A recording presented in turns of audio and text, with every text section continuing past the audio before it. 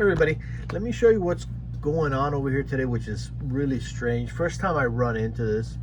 So this is what is this, an HP Envy, and the unit was coming in. The customer says it just started arbitrarily blue screening, so they thought it was the operating system. He contacted Microsoft, he contacted HP, all that.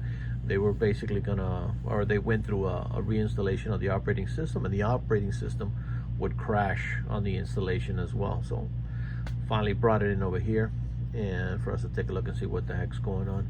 So one of the first things I did was run mem test. I have mem test there. We're running that off of that little USB right there. I took the SSD out, which is over there, just so it just boots up straight to that, just to make it easier. That's just because, you know, we got the two slots there, and just to make it easier to boot, we pulled that out. So I started with his RAM. He's got an 8 gig RAM and a 4 gig RAM. So when I did the first test with both of them on, it failed pretty much. It didn't even finish the whole test. It just failed kind of almost right away. I don't know, 10-15 minutes. So he said, good, you know, there's a diagnostic. We got, you know, a bad RAM.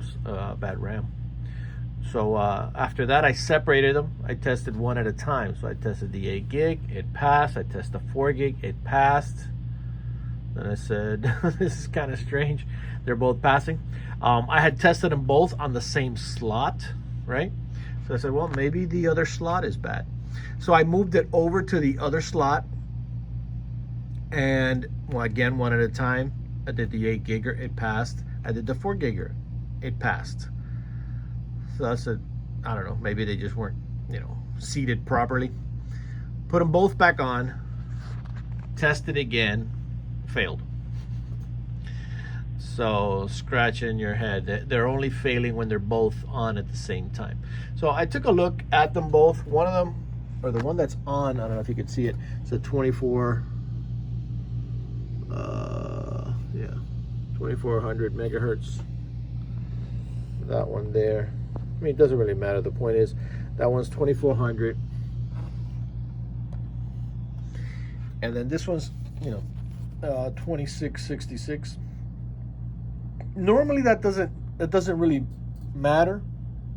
Usually they're pretty compatible, but in this case, you know, I checked with the customer, unless he's lying. That's how it came. Probably is a little odd that it came like that from factory, you know. Maybe they're not telling me the whole truth. Who knows? But the bottom line is, it does have a, you know, mixed pair. If it was working like that, I mean, that would not be the first time. That's pretty common. So I said, let me take that out and put in a 2400, which is what I did, and put in the 2400, and the full test ran through. Okay. So point of this video here is, if you're asking yourself, you know, can I mix and match RAM? I've been doing it forever. If you have, you know, if you do have a matching RAM, it's best. But in this case, these two each individually passed and worked, but when we put them together, they failed. So check your RAM, and the best way to check your RAM, this probably would pass the Windows RAM test. That's your best RAM test right there. You gotta, I mean, find it online, put it on a USB, you boot right to it. It does take a while, but that's the best way you're gonna check your RAM. And you got a weird situation here, but pretty much I think the problem is resolved. We're gonna go back and put the SSD in, boot it up, and see if we have any other issues, but pretty much that's the diagnostic. Incompatible RAMs, which apparently were there and working. Who knows how long they've been working.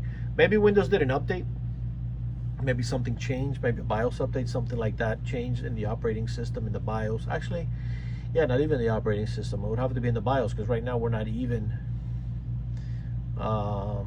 we're not even in the operating system. This is booting right from the USB, no operating system. So maybe something updated in the BIOS and it doesn't like the compatibility between the two. Who knows? Bottom line is, we got a matching pair and we're good to go. And that's what's going on tonight at PC911.